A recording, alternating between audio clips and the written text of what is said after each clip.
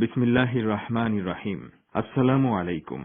ইসলামী প্রজাতন্ত্র ইরানের বিশ্ব কার্যক্রমের বাংলা অনুষ্ঠানে আপনাদের স্বাগত জানাচ্ছি।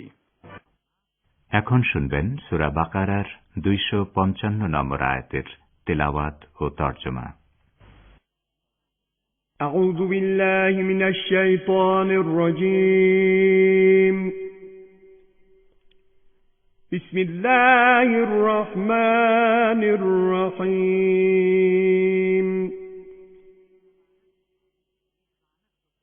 আল্লাহু লা ইলাহা ইল্লা হুয়াল হাইয়ুল কাইয়্যুম লা তা'খুযুহু সিনাতুন ওয়া লা নাওম له ما في السماوات وما في الأرض من ذا الذي يشفع عنده إلا بإذنه يعلم ما بين أيديهم وما خلفهم ولا يحيطون بشيء من علمه إلا بما شاء وسع كرسيه السماوات والأرض ولا يؤوده حفظهما وهو العلي العظيم صدق الله العلي العظيم বিসমিল্লাহির রহমানির রহিম। আল্লাহ ছাড়া অন্য কোনো মাবুদ নেই, তিনি জীবিত, সবকিছুর ধারক। তাকে তন্দ্রা এবং নিদ্রা স্পর্শ করতে পারে না। আকাশ ও পৃথিবীতে যা কিছু আছে সবই তাঁর। এমন কে আছে তাঁর কাছে তাঁর অনুমতি ছাড়া সুপারিশ করবে? বান্দাদের সামনে কিংবা পেছনে যা কিছু রয়েছে সবকিছুর ব্যাপারেই তিনি জানেন। তিনি যেটুকু ইচ্ছা করেন তা ব্যতীত তাঁর জ্ঞানের কিছুই তারা আয়ত্ত করতে পারে না। তাঁর সিংহাসন আকাশমণ্ডলী ও পৃথিবী জুড়ে পরিব্যাপ্ত, আর এগুলোকে ধারণ বা রক্ষণাবেক্ষণে তিনি ক্লান্ত হন না। তিনি সর্বোচ্চ এবং সর্বাপেক্ষা মহান। সাদাকাল্লাহুল আলিয়্যুল আযীম। শ্রোতা বন্ধুরা, অর্থসহ পবিত্র কোরআনের তেলাওয়াত শুনলেন। আজ বৃহস্পতিবার 24 জুন 10 আষাঢ় এবং ফার্সি 3 রেডিও তেহরানের সান্ধ্য অধিবেশনের বাংলা অনুষ্ঠানে আপনাদের সবাইকে স্বাগত জানাচ্ছি। আমি বাবুল আখতার। এই অনুষ্ঠান প্রচারিত হচ্ছে বাংলাদেশ ও ভারতের শর্টওয়েভ 25 মিটার ব্যান্ডে 11,600 কিলোহার্টজে এবং সৌদি আরবের শর্টওয়েভ 31 মিটার ব্যান্ডে 9,870 কিলোহার্টজে। ইন্টারনেটে আমাদের অনুষ্ঠান শোনার জন্য এবং ওয়েবসাইট ভিজিট করার জন্য লগ ইন করুন এই ঠিকানায় parstoday.com/bn। ফেসবুকে সরাসরি শুনতে পাবেন এই ঠিকানায় facebook.com/radio tehran bn। আমাদের এই অনুষ্ঠান ইরানস্যাট বা বাদ 5 স্যাটেলাইটেও প্রচারিত হয়। এবার আজকের অনুষ্ঠান সূচি জানিয়ে দিচ্ছি। শুরুতেই থাকছে যথারীতি বিশ্ব সংবাদ।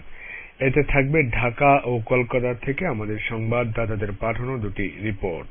এরপর থাকবে সংবাদ বিশ্লেষণমূলক প্রাত্যহিক আয়োজন দৃষ্টিপাত। আজকের দৃষ্টিপাতে থাকছে যথারীতি দুটি প্রতিবেদন। আমেরিকায় গড়ে প্রতিদিন 20 জন সেনা আত্মহত্যা করছে বলে সংবাদ মাধ্যমে যে খবর বেরিয়েছে সে সম্পর্কে আমাদের ভাষ্যকারের একটি পর্যালোচনা শুনবেন দৃষ্টিপাতের শুরুতেই। এছাড়া বাংলাদেশে করোনা টিকা তৈরিতে আন্তর্জাতিক সম্প্রদায়ের সহায়তা চেয়েছেন পররাষ্ট্রমন্ত্রী একে আব্দুল মোমেন। এ সম্পর্কে ঢাকা থেকে আমাদের বিশেষ প্রতিনিধি আব্দুর রহমান খানের একটি প্রতিবেদন শুনবেন দ্বিতীয় পর্যায়ে। দৃষ্টিপাতের পর থাকবে শিশু কিশোরদের জন্য সাপ্তাহিক আয়োজন রংধনু। প্রান্তিক আয়োজন রয়েছে নিয়মিত পরিবেশনা, কথাবার্তা, সবশেষে সংক্ষিপ্ত সংবাদ। তবে সবকিছুর আগে সর্বশেষ বিশ্ব সংবাদ।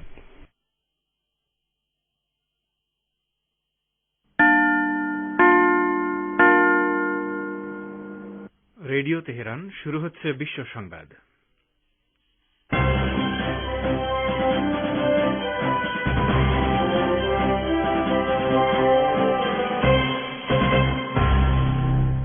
প্রথমেই সংবাদ শিরোনাম।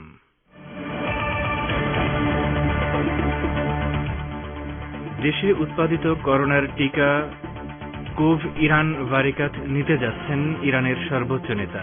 শিগগিরই অনুমতি পাচ্ছে আরেক দেশীয় টিকা পাস্তুর। বহিঃশক্তিগুলোকে মধ্যপ্রাচ্য থেকে সেনা প্রত্যাহারে বাধ্য করা হবে। মস্কো নিরাপত্তা সম্মেলনে হুঁশিয়ারি দিলেন ইরানি জেনারেল মাহাদি রাব্বানি। বিদেশে শেখ হাসিনা সরকারের উন্নয়নের প্রশংসা করা হলে বিএনপি কষ্ট পায়, মন্তব্য বাংলাদেশের সেতুমন্ত্রী ওবায়দুল কাদেরের। এবং ভারত নিয়ন্ত্রিত কাশ্মীরের বিশেষ মর্যাদা কেড়ে নেওয়ার ব্যাপারে প্রশ্ন তুললেন মমতা, বললেন স্বাধীনতা চলে গেলে আর কিছুই থাকে না।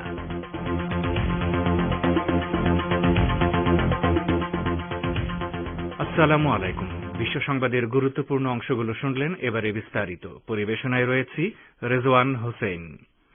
ইসলামী প্রজাতন্ত্র ইরানের সর্বোচ্চ নেতা আয়াতুল্লাহিল উজমা খামেনি আগামী কয়েকদিনের মধ্যে দেশে উৎপাদিত করোনা ভাইরাসের প্রতিষেধক টিকা কোভ ইরান বারিকাত গ্রহণ করবেন বলে ঘোষণা করা হয়েছে। ইরানের একাডেমি অব মেডিকেল সায়েন্সের প্রেসিডেন্ট ড আলী রেজা মারান্দির বরাত দিয়ে সর্বোচ্চ নেতার ব্যক্তিগত ওয়েবসাইট khamenei.ir এই তথ্য জানিয়েছে। ড মারান্দি বলেছেন, সর্বোচ্চ নেতা ইরানি টিকা গ্রহণে বিশেষ আগ্রহ দেখিয়েছেন। এই টিকা ইরানি তরুণ বিজ্ঞানীদের নিরলস প্রচেষ্টার ফসল, যা মানবদেহে উচ্চমাত্রার প্রতিষেধক ক্ষমতা তৈরি করে।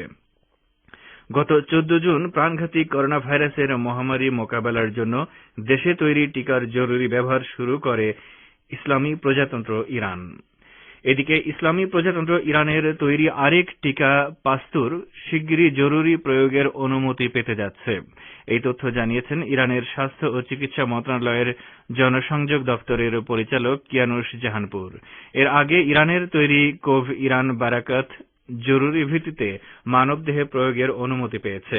এই টিকাটি দেশ জুড়ে প্রয়োগের সব প্রস্তুতি সম্পন্ন হয়েছে বলে জানিয়েছেন জাহানপুর আরো বলেন, দেশে তৈরি ভ্যাকসিনের উৎপাদন প্রতি মাসেই বাড়বে। ইরানের স্বাস্থ্য মন্ত্রণালয়ের কর্মকর্তারা জানিয়েছেন, ইরানের কয়েকটি গবেষণা কেন্দ্র দেশের টিকা তৈরির জন্য গবেষণা চালিয়ে যাচ্ছে। এর মধ্যে ক্লিনিক্যাল সুরক্ষা ও সক্রিয়তা ট্রায়ালে দেশে তৈরি 2টি টিকা কার্যকর বলে প্রমাণিত হওয়ায় শিগগিরই গণহারে এগুলোর ব্যবহার শুরু হবে। তবে এই টিকা গ্রহণে কেউ বাধ্য নয়।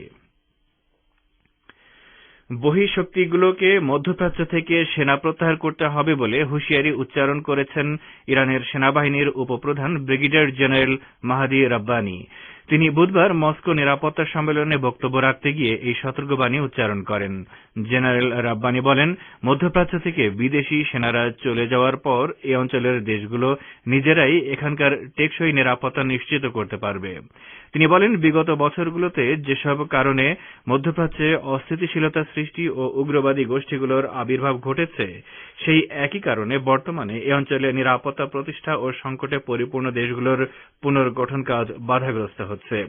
ইরানের সেনাবাহিনীর উপপ্রধান বলেন, সন্ত্রাসী মার্কিন বাহিনী সহ যেসব বিদেশি সেনার হাত শহীদ জেনারেল কাসেম সোলাইমানি সহ হাজার হাজার মানুষের রক্তে রঞ্জিত, তাদেরকে অবশ্যই এই অঞ্চল ত্যাগ করতে হবে।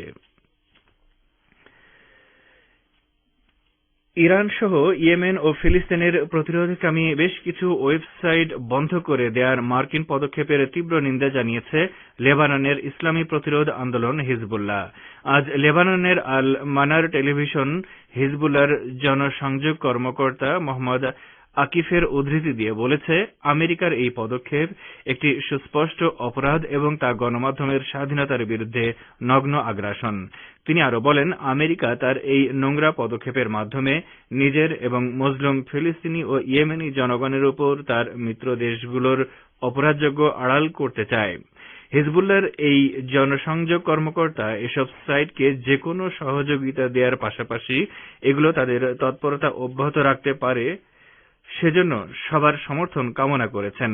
গত মঙ্গলবার মার্কিন সরকার ইরানের প্রেস টিভির ওয়েবসাইট সহ প্রায় 30টি ওয়েবসাইট বন্ধ করে দিয়েছে।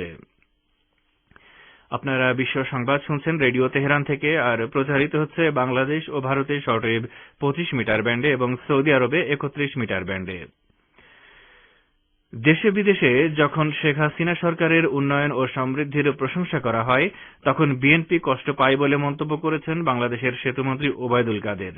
বিস্তারিত বলছেন ঢাকা থেকে আব্দুর রহমান খান।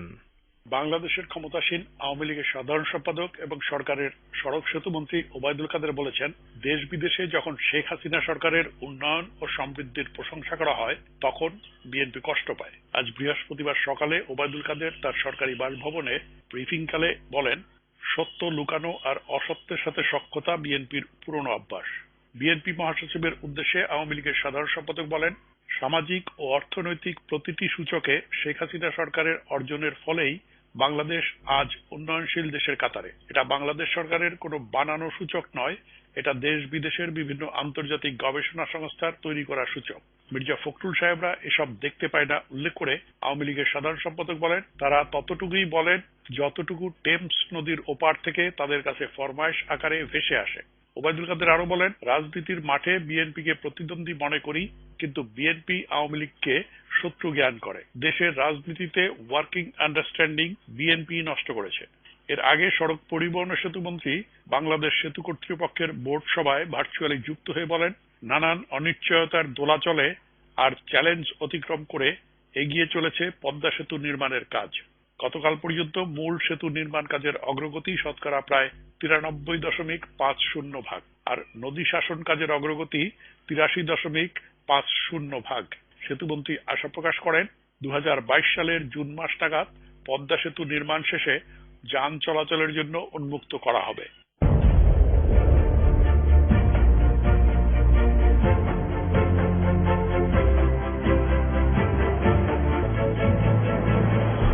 রেডিও তেহরান, খবরের সঙ্গে 24 ঘন্টা। ভিজিট করুন আমাদের ওয়েব পেজ farstoday.com/bn।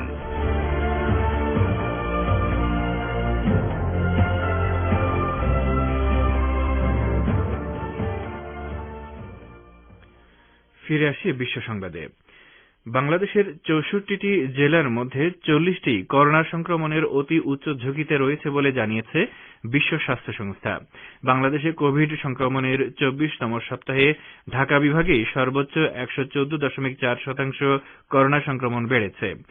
এর পরের অবস্থানে রয়েছে রংপুর বিভাগ, সেখানে সংক্রমণ বেড়েছে 86.7%। আজ বিকেলে স্বাস্থ্য অধিদপ্তরের সংবাদ বিজ্ঞপ্তিতে জানানো হয়েছে, দেশে গত 24 ঘণ্টায় করোনা ভাইরাসে নতুন করে 81 জনের মৃত্যু হয়েছে। আগের দিনের চেয়ে মৃত্যু কমলেও শনাক্ত বেড়েছে। করোনা সংক্রমণ নিয়ন্ত্রণে আনতে ইতিমধ্যে দেশের বিভিন্ন জেলায় লকডাউন কার্যকর করা হয়েছে। রাজধানী ঢাকাকে বিচ্ছিন্ন রাখতে আশপাশের 4 জেলা সহ 7 জেলায় লকডাউন দেওয়া হয়েছে। ভারত নিয়ন্ত্রিত জম্মু কাশ্মীরের বিশেষ মর্যাদা কেড়ে নেওয়ার ব্যাপারে আবারও প্রশ্ন তুলেছেন পশ্চিমবঙ্গের মুখ্যমন্ত্রী মমতা বন্দ্যোপাধ্যায়। তিনি বলেছেন, রাজ্যের মর্যাদা কেড়ে নেওয়ার কি প্রয়োজন ছিল? মানুষের তো আগে স্বাধীনতা চাই, স্বাধীনতা যদি কেড়ে নেওয়া হয় তাহলে সব স্বাধীনতাই তো চলে যায়। এটা দেশের জন্য কাজে আসেনি। তিনি আজ পশ্চিমবঙ্গ রাজ্য সচিবালয় নবান্নে এক সংবাদ সম্মেলনে ওই মন্তব্য করেন। মমতা বলেন, গত 2 বছর কাশ্মীরে কোনো পর্যটক যেতে পারেনি, এটা দেশের জন্য সম্মানের প্রশ্ন। এজন্য দেশের অনেক বদনামও হয়েছে। ভারতের কেন্দ্রীয় সরকার গত 2019 সালের 5 আগস্ট জম্মু কাশ্মীরের অধিবাসীদের জন্য বিশেষ সুবিধা সম্বলিত 370 ধারা প্রত্যাহার করে নেয়। পরবর্তীতে রাজ্যটিকে বিভক্ত করে জম্মু কাশ্মীর ও লাদাখকে কেন্দ্রীয় শাসিত অঞ্চল করা হয়। এরপর থেকে সেখানে রাজনৈতিক অচলাবস্থা সৃষ্টি হয়েছে। ভারতের পশ্চিমবঙ্গে পৃথক রাজ্য গঠনের দাবি জানানোয় বিজেপি বিধায়ক শিখা চট্টোপাধ্যায়ের বিরুদ্ধে থানায় অভিযোগ করেছে তৃণমূল কংগ্রেস। আজ তৃণমূল কংগ্রেসের সভাপতি দেবাশিস প্রামাণিক ওই অভিযোগ জানান। এ সম্পর্কে আরো জানাচ্ছেন কলকাতা থেকে আব্দুল হাকিম। ভারতের পশ্চিমবঙ্গে উত্তরবঙ্গকে পৃথক রাজ্য করার দাবি জানানোয় এবার বিজেপি বিধায়ক শিখা চট্টোপাধ্যায়ের বিরুদ্ধে থানায় অভিযোগ করল তৃণমূল কংগ্রেস। আজ বৃহস্পতিবার নিউ জলপাইগুড়ি থানায় ডাবগ্রাম ফুলবাড়ির তৃণমূল কংগ্রেসের সভাপতি দেবাশিস প্রামাণিক ওই অভিযোগ জানান। তিনি বলেন, 2011 সাল থেকে তৃণমূল কংগ্রেস ক্ষমতায় আসার পর থেকে রাজ্য জুড়ে উন্নয়ন হচ্ছে, কিন্তু তারপরেও ষড়যন্ত্র করে বাংলাকে ভাগ করার পরিকল্পনা করেছে বিজেপি। উস্কানিমূলক মন্তব্য করেছেন বিজেপির নেতা, বিধায়ক, এমপিরা। রাজ্যে শান্তি বজায় রাখতে শিখা চট্টোপাধ্যায়ের নামে থানায় অভিযোগ করা হয়েছে। আগামীতে যদি ডাবগ্রাম ফুলবাড়ি বিধানসভা এলাকার উন্নয়ন না হয়, সেক্ষেত্রে তৃণমূল কংগ্রেস শিখা চট্টোপাধ্যায়ের বাড়ি ঘেরাও করবে বলেও তৃণমূল নেতা দেবাশিস প্রামাণিক মন্তব্য করেন। অন্যদিকে বিধায়ক শিখা দেবী তার সাফাইতে বলেছেন, উত্তরবঙ্গ দীর্ঘদিন ধরে বঞ্চিত, সেজন্য উত্তরবঙ্গকে উন্নয়নের জন্য পৃথক করার কথা বলা যদি অন্যায় হয় তবে সেই অন্যায় মেনে নিচ্ছি। আসলে আমার অপরাধ, আমি বিজেপি করি, তবে এসব তৃণমূলের শুধু মানুষকে হয়রানি করা ছাড়া আর কিছু নয়। রাজ্য বিজেপির সভাপতি দিলীপ ঘোষ পৃথক রাজ্যের দাবিকে খারিজ করে দিয়ে দল ওই দাবিকে সমর্থন করে না বলে জানিয়েছেন। অন্যদিকে এর আগে উত্তরবঙ্গকে আলাদা রাজ্য অথবা কেন্দ্রীয় শাসিত অঞ্চল করার দাবি জানানোয় আলিপুরদুয়ারের বিজেপি এমপি জন বাল্লার বিরুদ্ধে রাজ্যের বেশ কিছু থানায় এফআইআর করা হয়েছে। একই দাবিতে বিজেপি নেতা বিষ্ণুপুরের এমপি সৌমিত্র খা পৃথক জঙ্গলমহল রাজ্যের দাবি জানানোয় তার বিরুদ্ধেও বিভিন্ন থানায় অভিযোগ জানানো হয়েছে। এবার থানায় অভিযোগ জানানোর তালিকায় বিজেপি বিধায়ক শিখা চট্টোপাধ্যায়ের নাম অন্তর্ভুক্ত হল। বলছিলেন আমাদের প্রতিনিধি। রাশিয়ার প্রতিরক্ষা মন্ত্রী সের্গেই শোইগু বলেছেন, তেহরান ও ইসলামাবাদের সহযোগিতা ছাড়া আফগান সংকটের সমাধান সম্ভব নয়। তিনি নবম মস্কো আন্তর্জাতিক নিরাপত্তা সম্মেলনে দেয়া বক্তব্যে এই মন্তব্য করেছেন। শোইগু বলেন, আফগান সংকট সমাধানের জন্য আন্তর্জাতিক সহযোগিতার ব্যাপারে জরুরি ভিত্তিতে সিদ্ধান্ত নিতে হবে। রুশ প্রতিরক্ষামন্ত্রী এই কাজে সাংহাই সহযোগিতা পরিষদের সহযোগিতাকে গুরুত্বপূর্ণ বলে বর্ণনা করেন। ইরান ও পাকিস্তান সহ আফগানিস্তানের সবগুলো প্রতিবেশী দেশ সাংহাই সহযোগিতা পরিষদের সদস্য। সের্গেই শোইগু আরো বলেন, এই বাস্তবতা স্বীকার করতেই হবে যে মার্কিন নেতৃত্বাধীন ন্যাটো বাহিনী আফগানিস্তানে তাদের 20 বছরের দীর্ঘ উপস্থিতি সত্ত্বেও দেশটির নিরাপত্তা পরিস্থিতির উন্নতি ঘটাতে কিংবা রাষ্ট্রীয় প্রতিষ্ঠানগুলোকে শক্ত ভিত্তির উপর দাঁড় করাতে ব্যর্থ হয়েছে। আফগানিস্তানের বিভিন্ন স্থানে নিরাপত্তা বাহিনীর সঙ্গে সংঘর্ষের জের ধরে তালেবান বেশ কিছু জেলা দখল করে নেয়ার পর তালেবানের বিরুদ্ধে গণপ্রতিরোধ বাহিনী গঠন করা হচ্ছে। এসব বাহিনীতে উল্লেখযোগ্য সংখ্যক আফগান নারী অংশগ্রহণ করছেন। আফগানিস্তানের উত্তর, পূর্ব ও পশ্চিমাঞ্চলে এসব গণপ্রতিরোধ বাহিনী গঠন করা হচ্ছে। তবে তালেবান বুধবার এক বিবৃতি প্রকাশ করে এই মর্মে হুঁশিয়ারি উচ্চারণ করেছে যে যারা এ ধরনের বাহিনী গঠন করার উদ্যোগ নিয়েছেন তাদেরকে ক্ষমা করা হবে না। আফগানিস্তানের জুজজান প্রদেশের বহু নারী নিরাপত্তা বাহিনীর সমর্থনে অস্ত্র হাতে তুলে নিয়েছেন বলে দেশটির গণমাধ্যমগুলো খবর দিয়েছে। জুজজানের প্রাদেশিক সরকার এই খবরের সত্যতা নিশ্চিত করে বলেছে, এসব নারী অস্ত্র হাতে নিয়ে এই বার্তা দিতে চান যে তারা তাদের শহরগুলোতে কোনো অবস্থায় তালেবানের অনুপ্রবেশ মেনে নিতে রাজি নন। আফগানিস্তানের তালেবান গোষ্ঠী সম্প্রতি দেশটির বিভিন্ন এলাকায় দখল অভিযান চালিয়ে যে সফলতা অর্জন করেছে তা অস্বীকার করেছেন মার্কিন সামরিক বাহিনীর চিফ অব স্টাফের চেয়ারম্যান মার্ক মিলি। একই সঙ্গে তিনি বলেছেন, এসব দখল অভিযানের সঙ্গে মার্কিন সেনা প্রত্যাহারের কোনো সম্পর্ক নেই। মার্ক মিলি বলেন, আফগানিস্তানের 81টি জেলা রয়েছে তালেবানের নিয়ন্ত্রণে, অথচ দেশের মোট জেলা হচ্ছে 419টি। আর এরই সাথে শেষ করছি রেডিও তেহরান থেকে আপাতত বিশ্ব সংবাদ।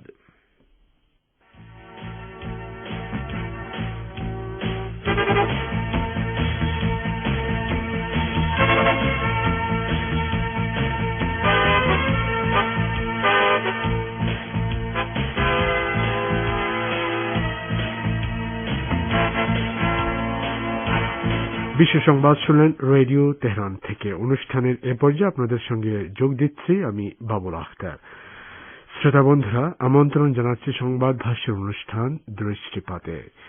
মার্কিন প্রতিরক্ষা মন্ত্রণালয় পেন্টাগন জানিয়েছে, সেনাবাহিনীর মধ্যে বিশেষ করে পুরনো সেনা সদস্যদের মধ্যে আত্মহত্যার পরিমাণ অনেক বেড়ে গেছে।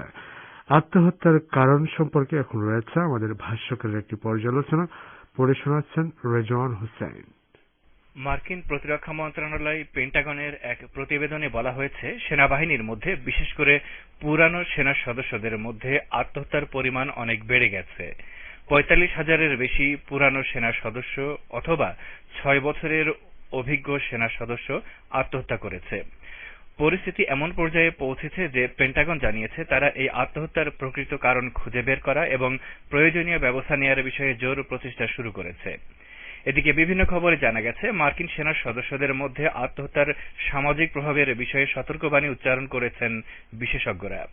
বিশেষ করে ওইসব সেনা সদস্যদের পরিবারের সদস্যদের মধ্যেও নজিরবিহীনভাবে আত্মহত্যার প্রবণতা লক্ষ্য করা যাচ্ছে। ইরাক ও আফগানিস্তান যুদ্ধে যতটা না মার্কিন সেনারা প্রাণ হারিয়েছে, তার চেয়ে বেশি মারা গেছে আত্মহত্যার মাধ্যমে।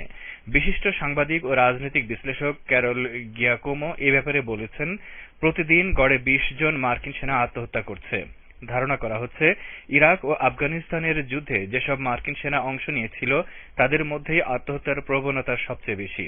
অর্থাৎ গত ২ দশকে মার্কিন সরকারগুলো অযথা বিভিন্ন দেশে যেসব যুদ্ধ শুরু করেছে তা সেনাদের আত্মহত্যার পেছনে অন্যতম নিয়ামক হিসেবে কাজ করছে। ১১ সেপ্টেম্বরের পর আত্মহত্যার মাত্রা ৪ গুণ বেড়েছে। প্রকৃতপক্ষে পেন্টাগনের পরিসংখ্যান থেকে বোঝা যায়, মার্কিন সেনাদের মধ্যে মানসিক অস্থিরতা ও হতাশা বিরাজ করছে, যা কিনা গত ২ দশকের ইরাক ও আফগানিস্তান যুদ্ধের প্রভাব। কেননা প্রচন্ড মানসিক চাপ সহ্য করে তাদেরকে যুদ্ধের দিনগুলো পার করতে হয়েছে। বিশেষজ্ঞরা বলছেন, মার্কিন সেনাদের হতাশা ও মানসিক রোগের আরেকটি কারণ হচ্ছে ইরাক ও আফগানিস্তানে যুদ্ধ চলাকালে সাধারণ মানুষের সঙ্গে তাদের অমানবিক আচরণ ও সেনা কর্মকর্তাদের দুর্ব্যবহার। বিশেষ করে অযথা সামরিক অভিযান পরিচালনার সময় সাধারণ মানুষের উপর তারা যে হত্যাকাণ্ড ও নৃশংসতা চালিয়েছে, পরবর্তীতে এর প্রভাব সেনাদের উপরেও গিয়ে পড়েছে। অর্থাৎ অপরাধ বোধ থেকে মানসিক রোগ এবং সেখান থেকে আত্মহত্যার পথে তারা পা বাড়িয়েছে। এসব কারণে পেন্টাগনে উদ্বেগ ছড়িয়ে পড়েছে।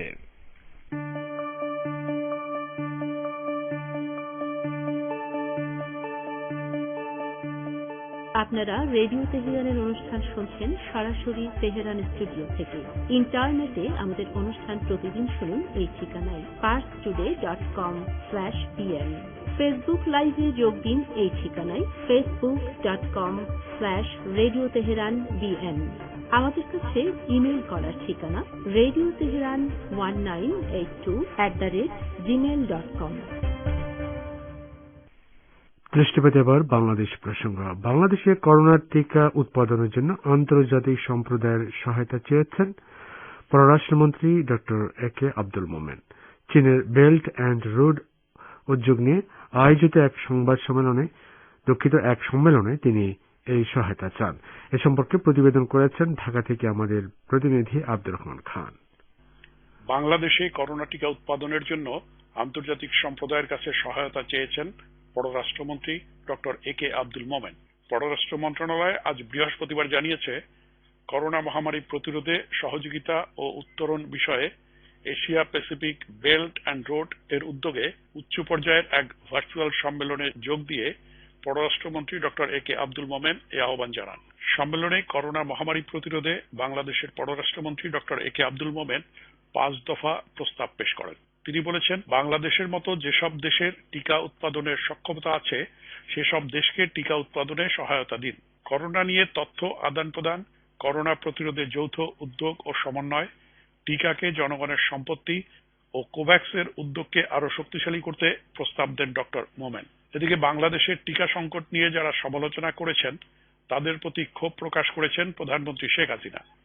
গতকাল তার দল আওয়ামী লীগের প্রতিষ্ঠা বার্ষিকীতে আয়োজিত এক আলোচনা সভায় ভার্চুয়ালি যুক্ত হয়ে প্রধানমন্ত্রী বলেন, দুঃখ লাগে যাদেরকে আমরা অগ্রাধিকার ভিত্তিতে আগেভাগে ভ্যাকসিন দিয়েছি তাদের 2 ডোজ নেওয়ার পর তারা এখন সমালোচনা করেন, অথচ তারাই কিন্তু সবার আগে নিয়েছেন। তারই আবার বড় বড় সমালোচনার কথা, একে গালি ওকে গালি অনেক কিছু দেন আমরা শুনি।